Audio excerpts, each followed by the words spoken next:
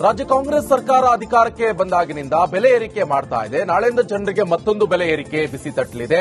ಸದ್ಯ ಸರ್ಕಾರದ ವಿರುದ್ಧ ಬಿಜೆಪಿ ನಾಯಕರು ಹೋರಾಟದ ಕಹಳೆಯನ್ನ ಮೊಳಗಿಸಿದ್ದು ರಾಜ್ಯಾದ್ಯಂತ ಉಗ್ರ ಹೋರಾಟಕ್ಕೆ ಬಿಜೆಪಿ ಮುಂದಾಗಿದೆ. ಏಪ್ರಿಲ್ 2ರಂದು ಬೆಂಗಳೂರಿನ ಫ್ರೀಡಂ ಪಾರ್ಕ್ನಲ್ಲಿ ಹೋರಾಟ ನಡೆದರೆ ಏಪ್ರಿಲ್ 5ರಂದು ರಾಜ್ಯ ಸರ್ಕಾರದ ವಿರುದ್ಧ ಸರಣಿ ಹೋರಾಟ ನಡೆಸುತ್ತೆ ಅಂತ ಬಿಜೆಪಿ ರಾಜ್ಯಾಧ್ಯಕ್ಷ ಬಿವೈ ವಿಜೇಂದ್ರ ಆಕ್ರೋಶದ ಮಾತುಗಳನ್ನಾಡಿದ್ದಾರೆ. ಈ ನಿಟ್ಟಿನಲ್ಲಿ ಇವತ್ತು ಭಾರತೀಯ ಜನತಾ ಪಾರ್ಟಿ ಒಂದು ವಿರೋಧ ಪಕ್ಷವಾಗಿ ಈ ರೀತಿ ಒಂದು ರಾಜ್ಯ ಸರ್ಕಾರ ನಿರ್ದಾಕ್ಷಿಣ್ಯವಾಗಿ ಬಡವರಿಗೆ ಬರೆ ಎಳಿತಕ್ಕಂಥ ಕೆಲಸ ಮಾಡ್ತಾ ಇದ್ದಾರೆ. ಇದರ ವಿರುದ್ಧ ಹೋರಾಟ ಮಾಡಬೇಕು, ಪ್ರತಿಭಟನೆ ಮಾಡಬೇಕು. ಈ ರಾಜ್ಯ ಸರ್ಕಾರ ತೆಗೆದುಕೊಂಡಿರ್ತಕ್ಕಂಥ ಈ ನಿರ್ಧಾರದಿಂದ ಹಿಂದೆ ಸರಿತಕ್ಕಂಥ ಕೆಲಸವನ್ನ ನಾವು ಮಾಡಬೇಕು.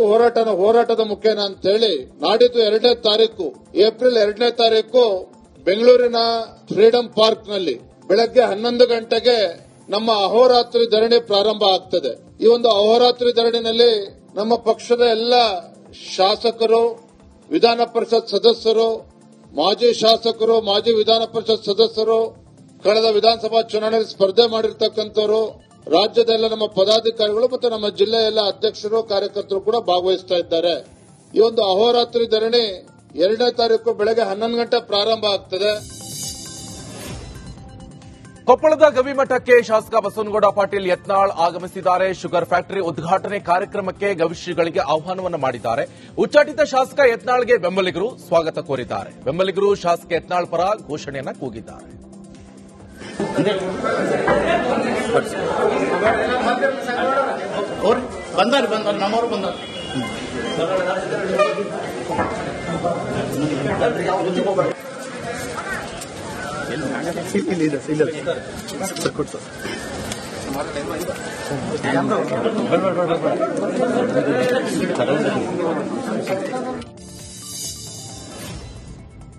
ಎಂಎಲ್ಸಿ ರಾಜೇಂದ್ರ ಹತ್ಯೆ ಸುಪಾರಿ ಆಡಿಯೋ ಸ್ಫೋಟ ವಿಚಾರಕ್ಕೆ ಸಂಬಂಧಪಟ್ಟಂತೆ ಗೃಹ ಸಚಿವರು ಪರಮೇಶ್ವರ್ ತುಮಕೂರಿನಲ್ಲಿ ರಿಯಾಕ್ಟ್ ಮಾಡಿದ್ದಾರೆ. ಇವಾಗ ನನಗೆ ಗೊತ್ತಿಲ್ಲ, ನಾನು ರಾಜೇಂದ್ರ ಅವರ ವಿಚಾರವಾಗಿ ಆಗಲಿ ಅಥವಾ ರಾಜಣ್ಣರ ವಿಚಾರವಾಗಲಿ ಪ್ರತಿಕ್ರಿಯೆ ನೀಡಲ್ಲ. ಯಾಕಂತ ಹೇಳಿದ್ರೆ ಅದು ತನಿಖೆ ಹಂತದಲ್ಲಿದೆ. ಹೀಗಾಗಿ ನಾನು ಪ್ರತಿಕ್ರಿಯೆ ನೀಡಲ್ಲ. ಸದ್ಯ ಈಗಾಗಲೇ ಸ್ಥಳೀಯವಾಗಿ ತನಿಖೆ ಟೀಮ್ ಸೆಟಪ್ ಆಗಿದೆ ಅಂತ ಗೃಹ ಸಚಿವ ಪರಮೇಶ್ವರ್ ತಿಳಿಸಿದ್ದಾರೆ. ನನಗೆ ಗೊತ್ತಿಲ್ಲ. ನಾನು ರಾಜೇಂದ್ರ ಅವ್ರ ವಿಚಾರದಲ್ಲಾಗ್ಲಿ ರಾಜಣ್ಣ ಅವ್ರ ವಿಚಾರದಲ್ಲಾಗ್ಲಿ ಯಾವುದು ಪ್ರತಿಕ್ರಿಯೆ ಮಾಡೋದಿಲ್ಲ. ಯಾಕೆಂದ್ರೆ ಅದು ಇನ್ವೆಸ್ಟಿಗೇಷನ್ ಅಲ್ಲಿದೆ. ಇನ್ವೆಸ್ಟಿಗೇಷನ್ ಅಲ್ಲಿದ್ದಾಗ ನಾನು ಯಾವುದೇ ಪ್ರತಿಕ್ರಿಯೆ ಮಾಡೋದಕ್ಕೆ ಹೋಗೋದಿಲ್ಲ. ಎಲ್ಲ ಆಗಿದೆ, ಟೀಮ್ ಎಲ್ಲ ಆಗಿದೆ. ಇಲ್ಲ ಇಲ್ಲಿ ಇನ್ನು ರಾಜಣ್ಣ ಪುತ್ರನ ಹತ್ಯೆಗೆ ಸುಪಾರಿ ವಿಚಾರಕ್ಕೆ ಸಂಬಂಧ ವಿಜಯಪುರದಲ್ಲಿ ಸಚಿವ ಎಂಬಿ ಪಾಟೀಲ್ ಪ್ರತಿಕ್ರಿಯೆ ಕೊಟ್ಟಿದ್ದಾರೆ. ಗೃಹ ಸಚಿವರು, ಪೊಲೀಸ್ ಇಲಾಖೆ ಇದೆ, ಅವರೇ ಪ್ರಕರಣವನ್ನ ಬಯಲಿಗೆಳಿತಾರೆ ಅಂತ ಎಂಬಿ ಪಾಟೀಲ್ ಹೇಳಿದ್ದಾರೆ. ಗೃಹ ಸಚಿವರು, ಪೊಲೀಸ್ ಇಲಾಖೆ ಈ ಬಗ್ಗೆ ಎಲ್ಲ ಕ್ರಮಗಳನ್ನ ಕೈಗೊಳ್ತಾರೆ. ಏನು ಆರೋಪಿಗಳಿದಾರ, ಏನು ಷಡ್ಯಂತ್ರಗಳಿದಾರ ಅದೆಲ್ಲವನ್ನ ಬಯಲಿಗೆಳ್ತಾರೆ ಮತ್ತು ಕಾನೂನು ಪ್ರಕಾರ ಶಿಕ್ಷೆ ಕೊಡ್ತಾರೆ. ಕಂಪ್ಲೇಂಟ್ ಮಾಡಲೇ ಇಲ್ಲ ಸರ್, ಅವರು ಕೂಡ ದೂರು ಸಲ್ಲಿಸಿದ್ದಾರೆ. ರಾಜಣ್ಣ ಅವ್ರ ಮಗ ಕೊಟ್ಟಿದ್ದಾನೆ ನಾವು. ಓಕೆ, ಕೊಲೆ ಪ್ರಕರಣದಲ್ಲಿ ರಾಜಣ್ಣ ಮಗನ ರಾಜಣ್ಣ ಹನಿ ಟ್ರ್ಯಾಪ್ ವಿಷಯ. ರಾಜಣ್ಣ ಪುತ್ರನ ಹತ್ಯೆಗೆ ಸುಪಾರಿ ವಿಚಾರಕ್ಕೆ ಬೆಂಗಳೂರಿನಲ್ಲಿ ಆರೋಗ್ಯ ಸಚಿವ ದಿನೇಶ್ ಗುಂಡೂರಾವ್ ಪ್ರತಿಕ್ರಿಯೆ ಕೊಟ್ಟಿದ್ದಾರೆ. ರಾಜೇಂದ್ರ ಸುಪಾರಿ ವಿಚಾರ ಬಹಳ ಗಂಭೀರವಾದಂತಹ ವಿಷಯ. ಇದು ತನಿಖೆ ಮಾಡಿ ಕಾರಣ ಏನು ಅಂತ ಪತ್ತೆ ಹಚ್ಚಿ ಕ್ರಮ ಕೈಗೊಳ್ಳಲಾಗುವುದು ಅಂತ ಹೇಳಿದ್ದಾರೆ. ರಾಜಣ್ಣ ಕೂಡ ಹನಿ ಟ್ರ್ಯಾಪ್ ಬಗ್ಗೆ ದೂರು ಕೊಟ್ಟಿದ್ದಾರೆ ಅಂತ ತಿಳಿಸಿದರು. ಅದನ್ನು ಅವರು ಪೊಲೀಸ್ಗೆ ಕಂಪ್ಲೇಂಟ್ ಮಾಡಿದ್ದಾರೆ. ಅದರಿಂದ ಆ ವಿಷಯ ಗಂಭೀರವಾದಂತ ಒಂದು ವಿಷಯ. ಅದು ಯಾರೋ ಒಬ್ರು ಸುಪಾರಿ ಕೊಡ್ತಾರೆ ಅಂತ ಹೇಳಿದ್ರೆ ಅದು ಗಂಭೀರವಾದಂತ ವಿಷಯ. ಅದನ್ನ ತನಿಖೆ ಆಗೋ ಮುಖಾಂತರ ಏನು ನಡೆದಿದೆ, ಏನು ಕಾರಣ ಅಂತ ಪತ್ತೆ ಹಚ್ಚಿ ಅದು ಕ್ರಮ ತಗೊಳ್ಬೇಕು. ಅದಕ್ಕೆ ರಾಜಕೀಯ ಬಣ್ಣ ಕಟ್ಟಬೇಕು. ವಕ್ಫ್ ಮಸೂದೆ ತಿದ್ದುಪಡಿ ವಿರೋಧಿಸಿ ಮುಸ್ಲಿಮರು ಕಪ್ಪು ಪಟ್ಟಿಯನ್ನ ಧರಿಸಿ ಪ್ರಾರ್ಥನೆ ಮಾಡಿದ್ದಾರೆ. ಈ ವಿಚಾರ ಸಂಬಂಧ ಮಂಡ್ಯದಲ್ಲಿ ಹಿಂದೂಪರ ಸಂಘಟನೆಗಳು ಅವರ ಮುಖಂಡ ಕಲ್ಲಡ್ಕ ಪ್ರಭಾಕರ್ ಪ್ರತಿಕ್ರಿಯೆ ಕೊಟ್ಟಿದ್ದಾರೆ. ಮುಸ್ಲಿಮರು ಸಮಸ್ಯೆ ಎಂದಾಗ ಒಗ್ಗಟ್ಟಾಗಿ ಬಿಡ್ತಾರೆ, ಆದರೆ ಹಿಂದೂಗಳು ಸಮಸ್ಯೆ ಬಂದಾಗ ರಾಜಕೀಯ ಮಾಡಿಕೊಂಡು ಅವರವರ ಲಾಭ ನಷ್ಟ ಅಷ್ಟನ್ನೇ ಕೂಡ ನೋಡ್ಕೊಂಡಿರ್ತಾರೆ. ವಕ್ಫ್ನಿಂದ ನಾವು ನಮ್ಮ ಭೂಮಿಯನ್ನೆಲ್ಲ ಕೂಡ ಕಳೆದುಕೊಳ್ತೀವಿ. ಒಂದು ದಿನ ಈ ನಮ್ಮ ನೆಲ ಪಾಕಿಸ್ತಾನ ಆಗಲಿದೆ ಅಂತ ಆಕ್ರೋಶವನ್ನ ವ್ಯಕ್ತಪಡಿಸಿದ್ದಾರೆ. ಅವರಿಗೇನಾದ್ರು ಸಣ್ಣ ಸಮಸ್ಯೆ ಬಂತು ಅಂತಾದ್ರೆ ಇಡೀ ಸಮಾಜ ಒಟ್ಟಾಗಿ ಅದನ್ನು ವಿರೋಧ ಮಾಡುತ್ತೆ. ಹಿಂದೂ ಸಮಾಜ ಹಾಗೆ ಯೋಚನೆ ಮಾಡಲ್ಲ. ಹಿಂದೂ ಸಮಾಜ ಜಾತಿ ಮತ ಉತ್ತರ ದಕ್ಷಿಣ ಬೇರೆ ಬೇರೆ ಪಕ್ಷಗಳು ಅಂತೇಳಿ ಅವರವರದ ಲಾಭವನ್ನೇ ನೋಡ್ಕೊಂಡಿರ್ತಾರೆ. ಅದ್ರ ಎಲ್ಲರ ಮುಳುಗಿ ಬಿಡ್ತಾರೆ. ಹಿಂದೂ ಸಮಾಜದ ಸಮಸ್ಯೆ ಇದು. ಅದಕ್ಕೋಸ್ಕರ ವಕ್ಫ್ ಬಂದೋದ್ರಿಂದ ನಾನು ಆಗ ಹೇಳಿದೆ ಅಲ್ಲ, ನಮ್ಮ ಭೂಮಿಯನ್ನೆಲ್ಲ ಕಳ್ಕೊಳ್ತೇವೆ, ಒಂದ್ ದಿವಸ ಪಾಕಿಸ್ತಾನ ಆಗುತ್ತೆ. ಮತ್ತೆ ಅದಕ್ಕೆ ಈಗಲೇ ನಾವೇನಾದ್ರು ಎಚ್ಚರಿಕೆಗೊಳ್ಳಿಲ್ಲ ಅಂತ ಇದ್ರೆ ಸಮಸ್ಯೆಗಳು ನಿರ್ಮಾಣ ಆಗುತ್ತೆ ಅಂತ. ಅದಕ್ಕೋಸ್ಕರ ಇಡೀ ಹಿಂದೂ ಸಮಾಜ ಎಚ್ಚೆತ್ತುಕೊಳ್ಬೇಕಾದ ಅಂಶ ಇದೆ. ಇವರೆಲ್ಲ ಸುಮ್ಮನೆ ರಾಜಕೀಯ ಕಾರಣಕ್ಕೋಸ್ಕರ ಅದರ ವಿರೋಧ ಮಾಡ್ತಾರೆ. ಯಾರು ಒಪ್ಕೊಳ್ತಾರ ನಮ್ಮ ಭೂಮಿಯನ್ನು ಅಲ್ಲನಿಗೆ ಕೊಡೋದು ಅಂತ? ಕೊಟ್ಟ ಆಯ್ತಲ್ಲ ಒಂದ್ಸಲ, ಕೊಟ್ಟ ಅನುಭವ ಆದ್ರೆ ಇದೆಲ್ಲ ನಮಗೆ. ಅದಕ್ಕೋಸ್ಕರ ಪುನಃ ಮತ್ತೊಂದು ಪಾಕಿಸ್ತಾನ ಬಸವನಗೌಡ ಪಾಟೀಲ್ ಯತ್ನಾಳ್ ಸ್ವತಂತ್ರ ಹಿಂದೂ ಪಕ್ಷ ಕಟ್ತಾರೆ ಅಂದ್ರೆ ಬಹಳ ಒಳ್ಳೆಯದು ಅಂತ ರಾಯಚೂರಿನಲ್ಲಿ ಸಣ್ಣ ನೀರಾವರಿ ಸಚಿವ ಎನ್ಎಸ್ ಬೋಸರಾಜು ಹೇಳಿದ್ದಾರೆ. ಅವರು ಬಿಜೆಪಿಯ ಹಿರಿಯ ನಾಯಕರು, ಕೇಂದ್ರ ಸಚಿವರಾಗಿದ್ದವರು. ಅವರ ಪಕ್ಷದಲ್ಲಿ ಎಲ್ಲವೂ ಕೂಡ ಸರಿಯಿಲ್ಲ ಅನ್ನೋದು ಗೊತ್ತಾಗ್ತಾ ಇದೆ. ಅವರು ಹೊಸ ಪಕ್ಷ ಮಾಡಿದ್ರು ಬಹಳ ಒಳ್ಳೆಯದು, ಮಾಡದಿದ್ರು ಕೂಡ ಒಳ್ಳೆಯದು, ಹಾಗೆ ಬೇರೆ ಪಕ್ಷ ಸೇರಿದ್ರು ಒಳ್ಳೆಯದು ಅಂತ ಹೇಳಿದ್ದಾರೆ. ಈಗ ನಾವು ನೋಡಿ ಅವರವರ ಪರ್ಸನಲ್ ಇದು. ಅವರು ಬಿಜೆಪಿಯಿಂದ ಹಿರಿಯ ನಾಯಕರಾಗಿದ್ದು ಕೇಂದ್ರ ಸಚಿವರಾಗಿರ್ತಕ್ಕಂಥವ್ರು. ಅವರು ಅವ್ರ ಪಕ್ಷದಲ್ಲಿ ಎಲ್ಲವನ್ನೂ ಸರಿ ಇಲ್ಲ ಅಂತ ಅಂಬುದು ಗೊತ್ತಾಗ್ತದೆ. ಅಲ್ಲಿಂದ ಅವ್ರ ಪಕ್ಷ ಮಾಡಿದ್ರು ಒಳ್ಳೇದು, ಪಕ್ಷ ಹೊರಗಿದ್ರು ಒಳ್ಳೇದು, ಬೇರೆ ಪಕ್ಷ ಸೇರಿದ್ರು ಒಳ್ಳೇದು. ಒಟ್ಟಿಗೆ ದೇಶಕ್ಕೆ ಶಾಂತಿ ನೆಮ್ಮದಿ ಸಿಗಲಿ ಅಂತ ಹೇಳ್ತಾರೆ ಅಷ್ಟೇ. ನೋಡ, ಈಗ ನಮ್ಮ ಪಕ್ಷ ಕಾಂಗ್ರೆಸ್ ಪಕ್ಷ 140 ವರ್ಷ ಆಗಿದೆ ಇತಿಹಾಸ. ಅನೇಕರು ಬರ್ತಾರೆ, ಅನೇಕರು ಹೋಗ್ತಾರೆ. ಯಾರು ಈ ಪಕ್ಷದ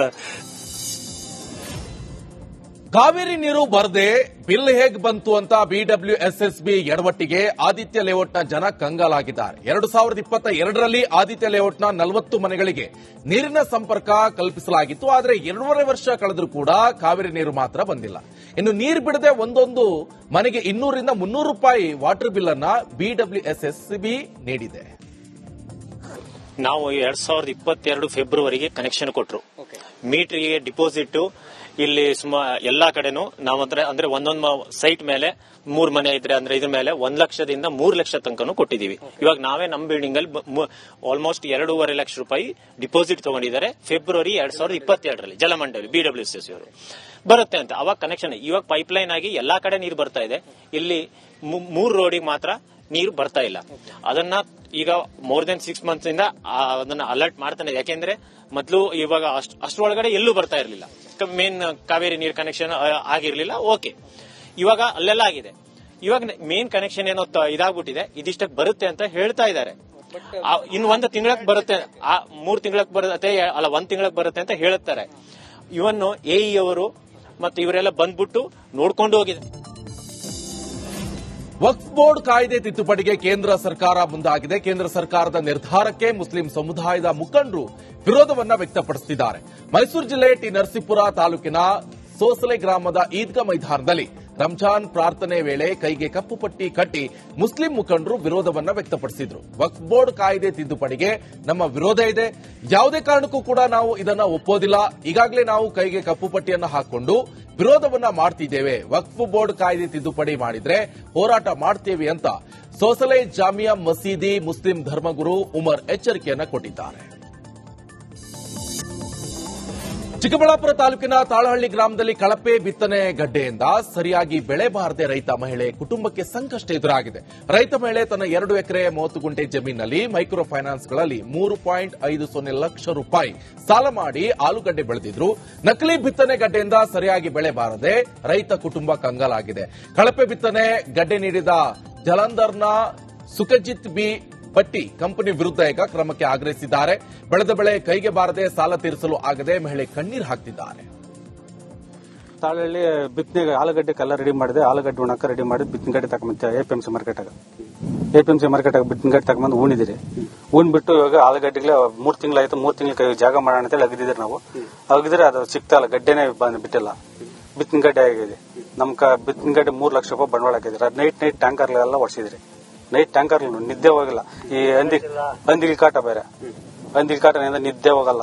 ಸುತ್ತು ಬಂದೋಬಸ್ತ್ ಬೇರೆ ಮಾಡಿದ್ರಿ. ಅದರಿಂದ ನಮ್ಕ ಇವಾಗ ತೊಂದರೆ. ಇನ್ನು ರಾಜ್ಯ ಸರ್ಕಾರದ ವಿರುದ್ಧ ಚಿಕ್ಕೋಡಿಯಲ್ಲಿ ರೈತ ಸಂಘಟನೆಯ ರಾಜ್ಯಾಧ್ಯಕ್ಷ ಚುನ್ನಪ್ಪ ಪೂಜಾರಿ ಆಕ್ರೋಶವನ್ನ ವ್ಯಕ್ತಪಡಿಸಿದ್ದಾರೆ. ಅನ್ನ ಕೊಡುವ ರೈತರನ್ನ ಕತ್ತಲೆಗೆ ದೂಡಿ ರಾಜಕಾರಣ ಮಾಡಬೇಡಿ, ಇನ್ನು ಸರ್ಕಾರ ರೈತರನ್ನ ಕಾಪಾಡುವ ಕೆಲಸ ಮಾಡಲಿ. ರೈತರ ಜಮೀನುಗಳಿಗೆ ಸಮರ್ಪಕವಾಗಿ ವಿದ್ಯುತ್ ಪೂರೈಕೆ ಆಗ್ತಾ ಇಲ್ಲ. ಜನ ಜಾನುವಾರುಗಳ ರಕ್ಷಣೆಗೆ ಸರ್ಕಾರ ಮುಂದಾಗಬೇಕು. ಇಲ್ಲದಿದ್ದರೆ ಸರ್ಕಾರದ ವಿರುದ್ಧ ರೈತ ಸಂಘಟನೆ ಪ್ರತಿಭಟನೆ ಮಾಡುತ್ತದೆ ಅಂತ ಎಚ್ಚರಿಕೆಯನ್ನು ಕೊಟ್ಟಿದ್ದಾರೆ. ಸರ್ಕಾರ ಇವತ್ತು ರೈತರನ್ನ ಕಾಪಾಡ್ತಕ್ಕಂಥ ಕೆಲಸ ಮಾಡಲೇಬೇಕು. ಯಾಕಪ್ಪ ಅಂತಂದ್ರೆ ನಾವು ಇಡೀ ಜಗತ್ತಿಗೆ ಅನ್ನ ಹಾಕ್ತಕ್ಕಂಥವ್ರ ಇವತ್ತು ಅನ್ನದಾತರನ್ನ ಕತ್ಲಾಗಿಟ್ಟ ತಾವು ರಾಜಕಾರಣ ಮಾಡೋದು ಒಳ್ಳೇದಲ್ಲ. ಸರಿಯಾಗಿ ವಿದ್ಯುತ್ ಕೊಡ್ತಕ್ಕಂಥ ಕೆಲಸ ಮಾಡಲೇಬೇಕು. ಇಲ್ಲಾಂದ್ರೆ ನಾವು ರೈತ ಸಂಘ ಮತ್ತು ರೈತರೆಲ್ಲ ಕೂಡಿ ಹೋರಾಟ ಮಾಡಬೇಕು. ಸರ್ಕಾರ ಇವತ್ತು ರೈತರನ್ನ ಕಾಪಾಡ್ತಕ್ಕಂಥ ಕೆಲಸ ಮಾಡಲೇಬೇಕು. ಯಾಕಪ್ಪ ದಾವಣಗೆರೆಯ ನ್ಯಾಮತಿ ಎಸ್ಬಿಐ ಬ್ಯಾಂಕ್ನಲ್ಲಿ ಕಳವು ಕೇಸ್ಗೆ ಮಹತ್ವದ ಟ್ವಿಸ್ಟ್ ಸಿಕ್ಕಿದೆ. ಸಾಲ ಕೊಡಲು ಬ್ಯಾಂಕ್ ಸಿಬ್ಬಂದಿ ನಿರಾಕರಣೆ ಮಾಡಿದ್ದಕ್ಕೆ ಕಳ್ಳರು 2024ರ ಅಕ್ಟೋಬರ್ 28ರಂದು ನ್ಯಾಮತಿ ಬ್ಯಾಂಕ್ ಕಳ್ಳತನ ಮಾಡಿದ್ದಾರೆ. ದಾವಣಗೆರೆ ಪೊಲೀಸ್ ಜಟಿಲವಾಗಿರುವಂತಹ ಈ ಪ್ರಕರಣವನ್ನ ಈಗ ಭೇದಿಸಿದ್ದಾರೆ. ಈ ಪ್ರಕರಣದಲ್ಲಿ ಭಾಗಿಯಾಗಿರುವಂತಹ 6 ಮಂದಿಯನ್ನು ಅರೆಸ್ಟ್ ಮಾಡಿದ್ದಾರೆ ಪೊಲೀಸರು.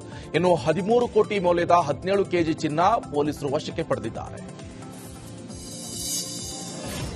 ಬೆಳಗಾವಿಯಲ್ಲಿ ಪ್ಲಾಸ್ಟಿಕ್ ಬಳಕೆಗೆ ಕಡಿವಾಣ ಹಾಕಲು ಪಾಲಿಕೆ ಆಯುಕ್ತೆ ಶುಭಾ ಮುಂದಾಗಿದ್ದಾರೆ. ಮುಂಬರುವ ದಿನಗಳಲ್ಲಿ ನಾವು ಕಡ್ಡಾಯವಾಗಿ ನಗರದ ಎಲ್ಲ ಶಾಪ್ಗಳಲ್ಲಿ ಪ್ಲಾಸ್ಟಿಕ್ ಅನ್ನ ರೇಡ್ ಮಾಡ್ತೇವೆ. ಬೆಳಗಾವಿ ಉತ್ತಮವಾದಂತಹ ಸಿಟಿ ಆಗಬೇಕು, ಪ್ಲಾಸ್ಟಿಕ್ ಮುಕ್ತ ಬೆಳಗಾವಿ ಆಗಬೇಕು. ಆ ನಿಟ್ಟಿನಲ್ಲಿ ಕ್ರಮವನ್ನು ಕೈಗೊಳ್ಳಲಾಗುತ್ತೆ ಅಂತ ಪಾಲಿಕೆ ಆಯುಕ್ತೆ ಶುಭಾ ತಿಳಿಸಿದ್ದಾರೆ.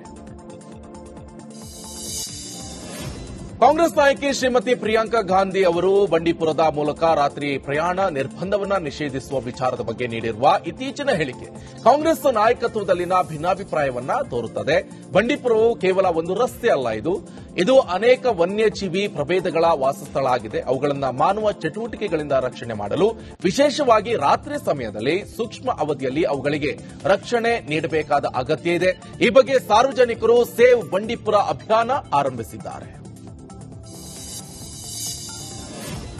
ನಾಳೆಯಿಂದ ಜನಸಾಮಾನ್ಯರಿಗೆ ಡಬಲ್ ಹೊರೆ ಬೀಳಲಿದೆ. ನಾಳೆಯಿಂದಲೇ ಹಾಲು ವಿದ್ಯುತ್ ಪರಿಷ್ಕೃತ ದರ ಜಾರಿಯಾಗಲಿದೆ. 1 ಲೀಟರ್ ನಂದಿನಿ ಹಾಲಿನ ದರ 4 ರೂಪಾಯಿಗೆ ಏರಿಕೆ ಆದರೆ 120 ರೂಪಾಯಿ ಇದ್ದಂತಹ ವಿದ್ಯುತ್ ಫಿಕ್ಸ್ಡ್ ದರ 145ಕ್ಕೆ ಹೆಚ್ಚಳ ಆಗಲಿದೆ. ಹೀಗಾಗಿ ನಾಳೆಯಿಂದ 25 ರೂಪಾಯಿ ಕರೆಂಟ್ ಬಿಲ್ ಏರಿಕೆ ಆಗಲಿದೆ. ಕಲಬುರಗಿಯಲ್ಲಿ ಸಿಮೆಂಟ್ ಫ್ಯಾಕ್ಟರಿಗೆ ಭೂಮಿ ಕೊಟ್ಟ ರೈತನ ಕುಟುಂಬಕ್ಕೆ ಉದ್ಯೋಗ ನೀಡದ ಫ್ಯಾಕ್ಟರಿ ನಡೆಯನ್ನ ಖಂಡಿಸಿ ಪ್ರತಿಭಟನೆ ನಡೆಸಲಾಯಿತು. ಫ್ಯಾಕ್ಟರಿ ಮುಂಭಾಗ ಪ್ರತಿಭಟನೆ ನಡೆಸಿ ಪೆಟ್ರೋಲ್ ಸುರಿದುಕೊಂಡು ಆತ್ಮಹತ್ಯೆ ಮಾಡಿಕೊಳ್ಳುವಂತಹ ಎಚ್ಚರಿಕೆಯನ್ನ ನೀಡಿದ್ದಾರೆ. ಚಿಂಚೋಳಿ ತಾಲೂಕಿನ ಛತ್ರಸಾಲ ಗ್ರಾಮದಲ್ಲಿರುವಂತಹ ಕಲಬುರಗಿ ಸಿಮೆಂಟ್ ಫ್ಯಾಕ್ಟರಿಗೆ ಈರಪ್ಪ ಎಂಬ ರೈತ ಕೃಷಿ ಭೂಮಿಯನ್ನ ನೀಡಿದ್ದಾರೆ. ಆದರೆ ಫ್ಯಾಕ್ಟರಿ 7-8 ವರ್ಷ ಕಳೆದರೂ ಕೂಡ ಉದ್ಯೋಗ ನೀಡದಿದ್ದಕ್ಕೆ ಈ ರೀತಿ ರೈತ ಈರಪ್ಪ ಪ್ರತಿಭಟನೆಗೆ ಮುಂದಾಗಿದ್ದಾರೆ. ಯಾದಗಿರಿ ಜಿಲ್ಲೆಯ ಹುಣಸಗಿ ತಾಲೂಕಿನ ನೀಲಕಂಠರಾಯನ ಗಡ್ಡಿಯಲ್ಲಿ ಕನಿಷ್ಠ ಮೂಲ ಸೌಕರ್ಯಗಳು ಇಲ್ಲದೆ ಜನರು ಗೋಳಾಡುವಂತಾಗಿದೆ. ರಸ್ತೆ ಸಂಪರ್ಕ ಇಲ್ಲದೆ ನೂರಾರು ನಿವಾಸಿಗಳು ಪರದಾಟ ನಡೆಸುತ್ತಿದ್ದಾರೆ. ಸದ್ಯ ಕೃಷ್ಣಾ ನದಿಯಲ್ಲಿ ಅಳಿದುಳಿದ ನೀರು ಕುಡಿಯುವಂತಾಗಿದೆ. ಇನ್ನು ಮಳೆಗಾಲದಲ್ಲಿ ನೀಲಕಂಠರಾಯನ ಗಡ್ಡಿ ಪ್ರವಾಹಕ್ಕೆ ತುತ್ತಾಗುತ್ತಿದ್ದು ರಸ್ತೆಯನ್ನಾದರೂ ಮಾಡಿಸಿ ಅಂತ ರಿಪಬ್ಲಿಕ್ ಕನ್ನಡದ ಮುಂದೆ ಅಳಲನ್ನ ತೋಡ್ಕೊಂಡಿದ್ದಾರೆ. ಮೈಸೂರಿನ ಎಚ್ಡಿ ಕೋಟೆ ತಾಲೂಕು ಹ್ಯಾಂಡ್ ಪೋಸ್ಟ್ ಮತ್ತು ಹಂಪಾಪುರ ಗ್ರಾಮದಲ್ಲಿ ಐಸ್ ಕ್ರೀಂ ಘಟನೆಗಳಿಗೆ ಆಹಾರ ಸುರಕ್ಷತಾಧಿಕಾರಿಗಳು ದಿಢೀರ್ ದಾಳಿಯನ್ನು ನಡೆಸಿದ್ದಾರೆ. ಐಸ್ ಕ್ರೀಂ ತಯಾರು ಮಾಡುವಂತಹ ಘಟಕಗಳಿಗೆ ಭೇಟಿ ನೀಡಿ ಅಧಿಕಾರಿಗಳು ಪರಿಶೀಲನೆ ನಡೆಸಿದ್ದಾರೆ. ಸುರಕ್ಷಿತ ಕ್ರಮಗಳನ್ನು ಪಾಲಿಸದ ಅಂಗಡಿ ಮಾಲೀಕರಿಗೆ ದಂಡ ವಿಧಿಸಿ ನೋಟಿಸ್ ಅನ್ನು ಜಾರಿ ಮಾಡಿದ್ದಾರೆ. ಐಪಿಎಲ್ ಬೆಟ್ಟಿಂಗ್ ಆನ್ಲೈನ್ ಗೇಮ್ ವಿರೋಧಿಸಿ ಮಂಡ್ಯದಲ್ಲಿ ಪ್ರತಿಭಟನೆ ನಡೆಸಲಾಯಿತು. ಮಂಡ್ಯದ ಸಂಜಯ್ ವೃತ್ತದಲ್ಲಿ ರೈತ ಸಂಘದಿಂದ ಪ್ರತಿಭಟನೆ ನಡೆಸಲಾಯಿತು.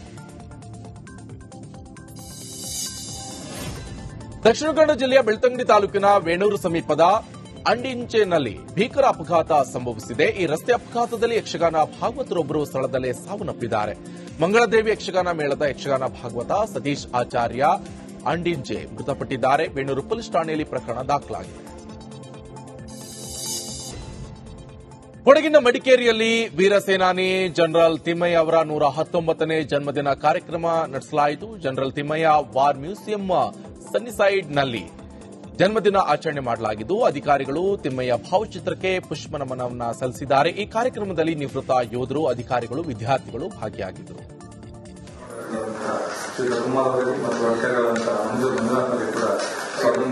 ಸೈನ್ಯ ಸೇರಲಿಕ್ಕೆ ಪ್ರೇರಣೆ ಆಯ್ತಂತೆ. ಇವತ್ತಿನ ಕಾರ್ಯಕ್ರಮಕ್ಕೆ